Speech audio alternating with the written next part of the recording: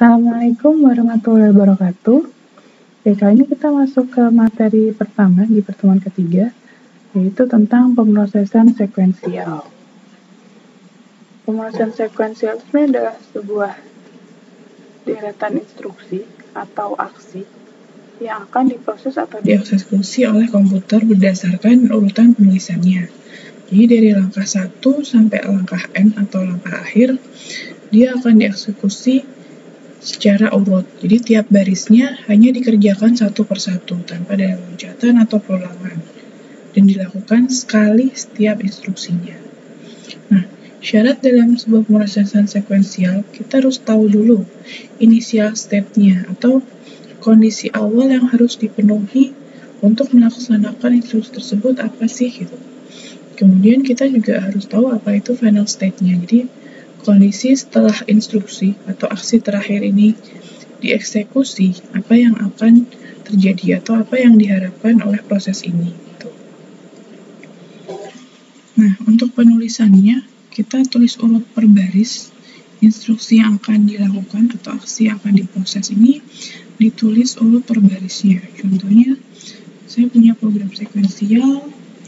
Di awal, di notasi algoritmiknya ada kamus.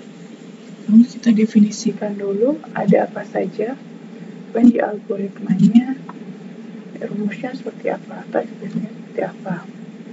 Berarti di sini saya punya nilai A 91, nilai B 2, kemudian hasilnya sebagai nilai awalnya itu adalah 0. Kemudian final state-nya hasil yang diharapkan yaitu kita menjumlahkan nilai A plus B. Nah, contoh kasusnya, misalkan saya punya sebuah nilai uang dalam mata uang rupiah di sini. Kemudian kita diminta untuk menghitung ekuivalensinya terhadap kurs dolar saat ini. Misalkan kurs dolar adalah 15.000. Contohnya, ketika saya punya uang dalam mata uang rupiah sebesar 75.000 akan menghasilkan 5 dolar. Jadi initial state-nya kita punya nilai uang dalam rupiah, kemudian final state-nya mata uang tersebut atau nilai uang tersebut akan dalam bentuk dolar atau ekivalensinya terhadap dolar. Jadi misalkan di sini kita buat dulu misalkan program ekuivalensi mata uang. Saya nama programnya ini.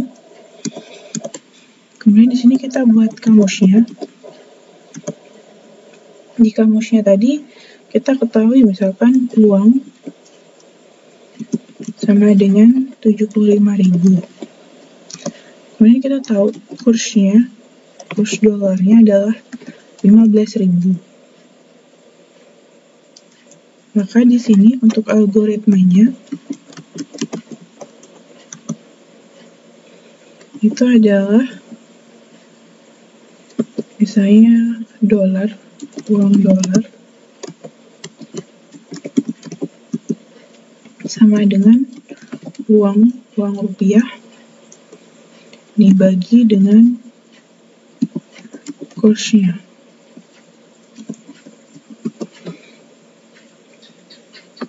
Kemudian kita print uang dalam dolar tersebut. Jadi di initial state-nya kita tahu nilai uangnya adalah 75.000, kemudian di final state-nya atau hasil akhirnya itu kita akan menghasilkan uang dalam mata uang dolar gitu. Nah, di sini sekuensialnya kita tuliskan per barisnya, dan ini akan dieksekusi baris per baris. Nah, kemudian kita coba panggil di Python-nya. Tadi misalkan saya simpan dulu, misalnya namanya coba.py. Nah, di sini kita harus tahu di mana kita menyimpan tempatnya. Nah, setelah kita simpan, baru kita panggil, misalkan kita arahkan dulu direktorinya menggunakan cd atau change directory. Di sini tadi saya menyimpan di c folder.py.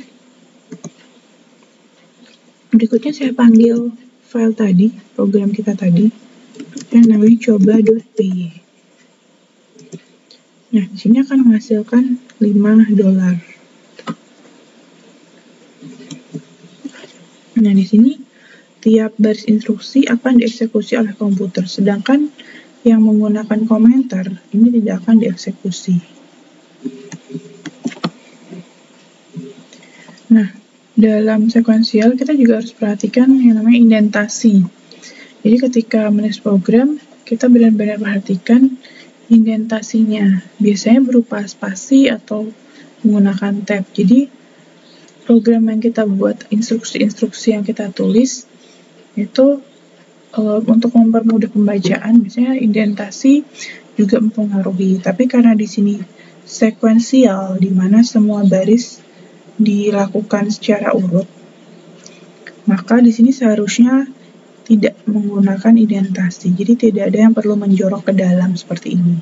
Karena penggunaan indentasi yang tidak konsisten ini akan menyebabkan error sintaksis dalam program kita.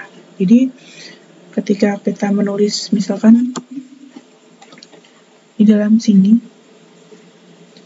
kita tulis uang dolar ini agak menjorok saja, nah kita typo, ada satu spasi yang masuk. Ketika kita run di programnya, maka di sini akan muncul indentation error yang menunjukkan bahwa ada kesalahan sintaksis, yaitu kesalahan indentasi di sini. Jadi seharusnya tidak ada indentasinya. Selain itu juga ada beberapa error sintaksis, misalkan kita salah menulis namanya di sini. Misalnya kita panggil seperti ini. Ketika kita coba panggil programnya, dia akan mengambilkan name error. Jadi uang dolar ini dia tidak dikenali oleh program karena awalnya yang kita assign ini, yang kita definisikan adalah uang dolar, bukan uang dolar.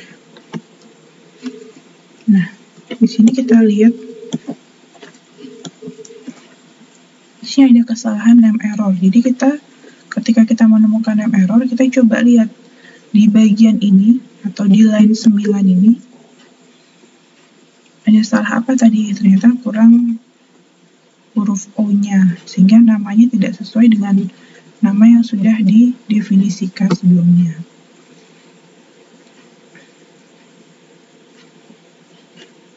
Oke. Nah, mungkin itu saja materi untuk kali ini. Terima kasih.